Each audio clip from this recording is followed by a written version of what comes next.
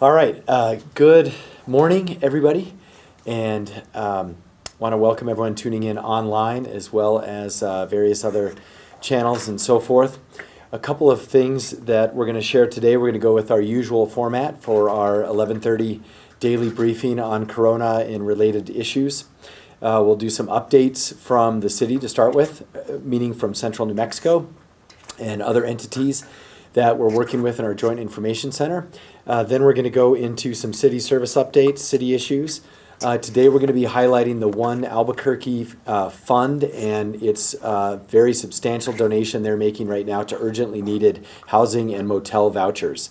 So we're trying to do as much physical distancing as we can. We're going to hear from the chairperson of that fund via video. And so I think everyone has been set up in terms of hopefully, oh, there, he's right there. He's on standby. So we're going to hear, this is Charles Ashley. He's the chairperson of the One Albuquerque Foundation, which again is really a pass-through fund that is an outgrowth of the mayor's balls in past and is now going to be a very, very helpful tool for philanthropy to get money to where we need it. And so we'll talk about that in a little bit. Then we're also going to talk about volunteering. So our Director of Public Affairs is here, Alan Armijo. He's going to outline the city's way to consolidate and help facilitate volunteering. So those are our two deep dive topics for today. And then we'll wrap up with our usual myth that we're going to debunk and takeout, where we went last night. So to begin with, updates from around central New Mexico. I think first, folks have heard that unfortunately New Mexico has experienced its first loss from COVID-19. And according to the New Mexico Department of Health, a man in his late 70s died Sunday in Eddy County. Now, it has been reported that the individual had some chronic underlying health issues. And, you know, I think first and foremost, our heart goes out to the folks in Eddy County and the family. And for us also, this is just such an important reminder of how important it is to stay at home and to try these efforts to flatten the curve. We knew this was going to happen. It's inevitable during these times. But we've got to remember how serious this is. Now, I want to touch on some other items from around the state, or at least central New Mexico, that have come through our Joint Information Center. I want to remind folks, yesterday the Supreme Court announced that temporarily there's a moratorium on evictions for inability to pay rent during the COVID-19 outbreak. We did work with them a little bit. We asked them to work on this, and I really appreciate the Supreme Court's work and the justices and the remaining staff for being able to create some reprieve right now in our system. So really appreciate them stepping up and also just demonstrating leadership from every branch of government, including our judicial branch. Also want to thank them for keeping the courts open. That's absolutely critical for public safety. Now, I do want to mention, as a side note on this, to be very clear with folks, this still means you should pay rent and have to pay rent, right? It just means that evictions are delayed for 30 days. So we are getting a lot of calls about what does this mean? Do I still have to pay, et cetera, et cetera? Absolutely, all the laws still apply, all the rules still apply. Everything is just being delayed by 30 days. Now, also, tenants will need to provide the court with evidence of their inability to pay rent. So if you do fall into this category, you can't just do nothing. You do have to notify the courts of your inability to pay rent. Now, relatedly, we have found also that employers, so this is firms, companies, hiring staff, some employers have been asking employees to get tested before they come to work. This would be for essential businesses that are still operating and running. We want to remind folks that that's actually not at all the policy of the state or anyone else. You should only be getting tested if you're symptomatic, and please go through the screening process with the state hotline. And so I want to ask employers to echo that. Please do not tell your employees to get tested first. Again, we're trying to prioritize testing for those who need it the most.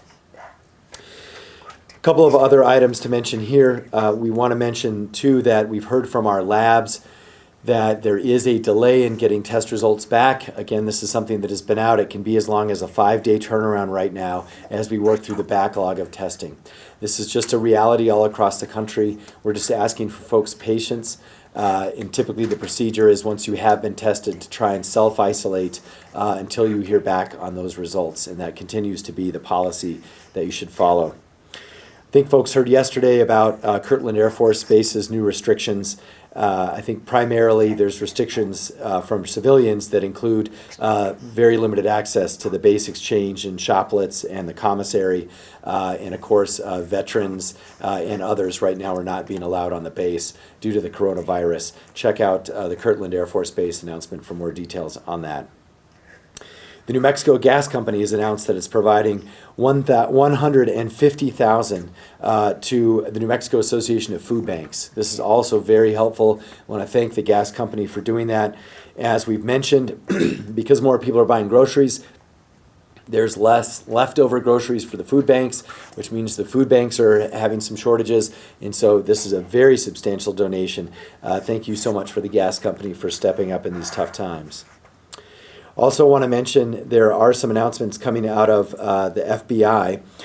They just want to remind folks that during these times, unfortunately, there is the potential to have increased online presence and or putting children in a position of risk by either intentionally or inadvertently. So they do want to remind folks to continue to watch out and report to the FBI signs of online sexual exploitation and signs of child abuse. More information about this is available on the FBI.gov/scams website, and also ways to protect your children from exploitation.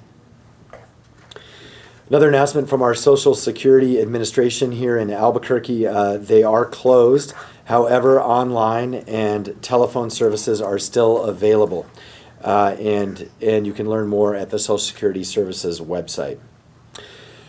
All right, a couple of other items to touch on at this time with respect to the city. First, we had some excellent news with respect to continuity of government. This is something we're hoping that each level of government, I know our city council continues to work each day, so does our county commission, so does the PRC, the Public Regulations Commission, and we're very grateful to them. They approved the city's Solar Direct project. This might be something that folks might have forgotten about. It's the largest solar project, at least municipally, one of the largest in the country. It's the largest on reservation land. This is out at the Hickory Apache Reservation, and I think it's the second largest in the country. It got its last and final approval. So soon, with our partners at P&M, and Silver City is a city who's a partner in this project, we are going to be building this project, this solar energy generating facility out on the Hickory Reservation, and it's going to power about half the city of Albuquerque government power. Very exciting news, and just appreciate PRC, their approval, but also making sure business gets done, government continues during these tough times. Also, there's one other item before the PRC that's very important to us. It was not heard yet. We're hoping it can be heard next time. This will allow our AFR ambulances to take people directly to the hospital with a little bit more lax restrictions than are currently in place. This is kind of an old issue, but it's now even more important right now. And so stay tuned to see if we get that, but it'll allow us to deploy more resources, have more flexibility to get folks to the hospital. Okay, there's some other items here that I want to touch on. One, sick leave. There's a federal piece of legislation that I think has been at the top of the news cycle of the internet. I know our DC delegation has been working very hard on this. I've been in touch with all of our delegation members, and the good news is it looks like there's a deal. Again, I believe the vote is still tonight, so it's not totally finalized, but it sounds like it's pretty much finalized, and there are a couple things in here. One, there's a sick leave provision to allow employees who've been out some additional pay. They're right now requiring a 2/3 of compensation payout. At the city, I want folks to know for city employees, we're actually going to go ahead and pay 100% sick leave. So that's going to be our policy whether or not this passes. And we do hope it passes, of course, for the whole country, but we're hoping others can follow our lead with respect to sick leave. Now, I think the biggest news in this piece of legislation. Of course, there are lots of help for individuals. I'm sure there's going to be a lot respective press conferences and so forth outlining the details of this bill. I'm not going to go into that. I'm sure our other various members of different federal delegation and media will talk about everything that's in that bill. I do, though, want to speak to what this means for the city of Albuquerque. So right now, we just have some preliminary calculations.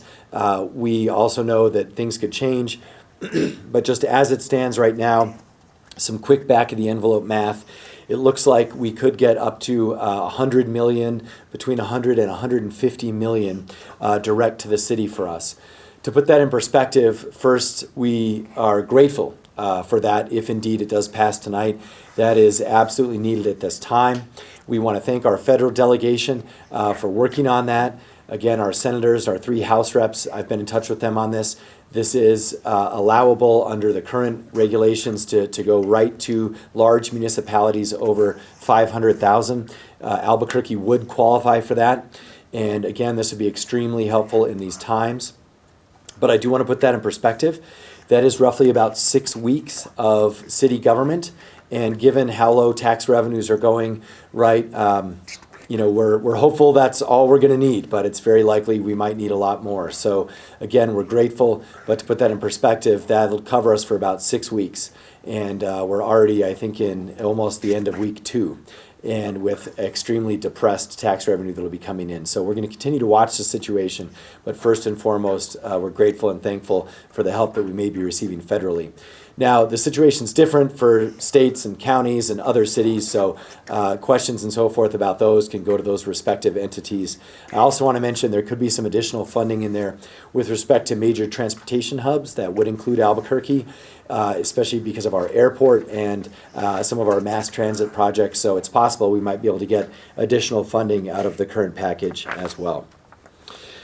Okay, now we're going to segue into our 2 topics for today. We're going to begin with one of the ways the city really needs some help. We are in need right now because of our homeless population and our most vulnerable population for motel vouchers. We talked about this yesterday, and luckily our newly created One Albuquerque Fund had already raised some money that was going to go towards our top priorities, and now their board has made a decision to step up and help. So I'm going to pause and see if we can queue up the chairman of that fund, Mr. Charles Ashley.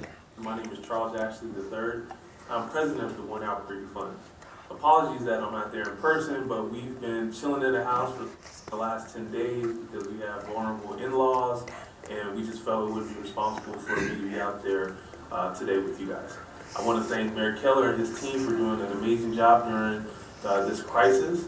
And with that being said, we as a fund really focus on things that impact the community. So the homelessness, the youth, workforce development, and public safety. So we decided as a board, what can we do right now that would be impactful, that would help out, and that would show our support for this community that we love so much. And with that as a board, we decided that we do a $50,000 donation to housing for motel vouchers. It's just our way of showing some initiative, being proactive during these times of uncertainty. Again, I want to thank Mayor Keller and his team for working countless hours because we know it's not easy. We also want to just reiterate to everyone, do your part. Stay safe, wash your hands, keep your distance, and it's gonna be all right. But we have to do our part as a community as well.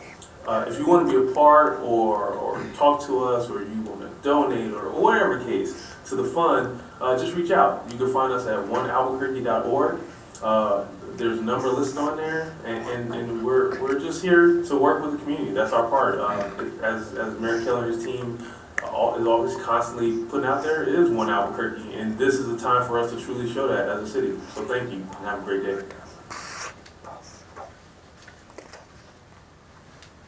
Well, thank you so much, Charles. And just in time, I'm so glad the fund had some available dollars.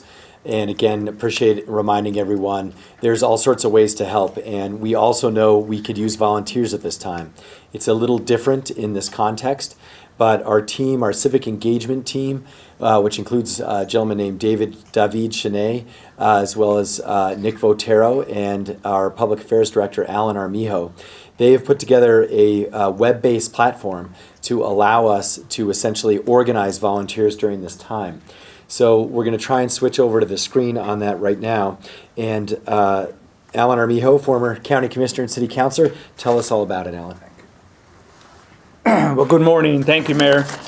Certainly, when the mayor first came into office, he wanted to have more volunteers in the city. We've started that program. As he mentioned, he brought in David Chenet, who's the civic engagement manager who could not be here today and works under my department. But we certainly, it's been helpful when the mayor came in that we've already had the opportunity to start setting up volunteers. What we have set up is a one-touch screen you can go to, as you can see on the site here, either cabq.gov/volunteers, that'll take you to it, or you can also go to cabq.galaxydigital.com.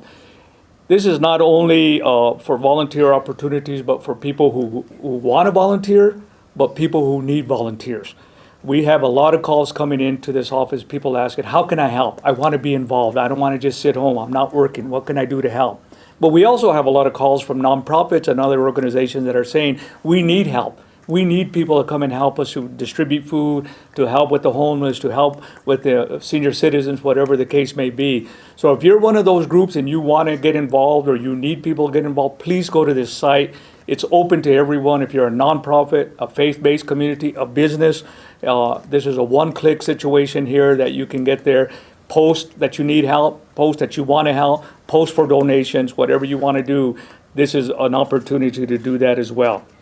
I'm going to go real quick over some of the things that we need and volunteers start for today, and this will change as we get more volunteers, but Roadrunner Food Bank is looking for volunteers to help with food preparation and donations. Meals on Wheels is also looking for volunteers to drive and take food to people at home. Mass Drive New Mexico 2020 is recruiting volunteers with sewing skills and donations to make protective masks.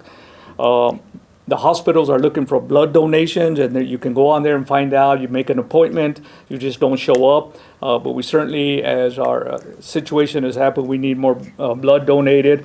Family and Community Services is recruiting 6 to 9 volunteers to help with screening at the Westside Homeless Shelter. It's very safe, the way we set everything up to make sure people are safe.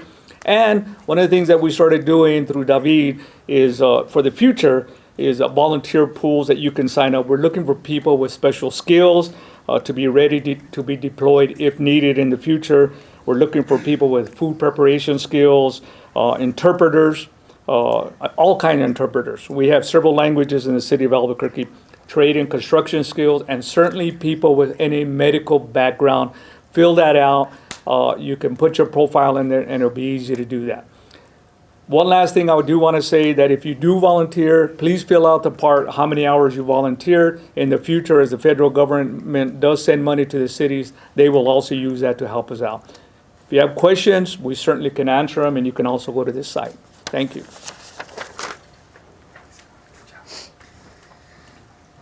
Okay, thank you so much, Alan, and our civic engagement volunteers team, as well as Charles Ashley, and also, again, our federal delegation for their hard work, especially on behalf of the state of New Mexico and the city of Albuquerque. Now, let's talk about one myth today. We want to mention, I already alluded to it, but there is a myth going around that the Supreme Court order means that you don't have to pay rent. Again, I want to emphasize that is absolutely not true. All the rules still apply, all the laws still apply. For better or worse, you still have to pay your rent. The difference is if you can demonstrate that you can't pay it and you're about to be evicted because of that, the courts will give you a 30-day reprieve. And so just want to make sure that there's some clarity on that. If you have questions, give 311 a phone call. Okay, takeout last night was burritos al instante. And so with that, let's take questions we'll start in person and then online. Anyone here? I know there's not many people here. That's okay. We don't have any online either. All right. As of right now. Yeah, we're good. Okay. All right, well, we will be back again tomorrow at 11:30, and we'll have, again, the latest updates from around central New Mexico, as well as from the city. Want to encourage everyone to stay safe, stay at home if you can, and hang in there, One Albuquerque. We're going to get through this. Thank you.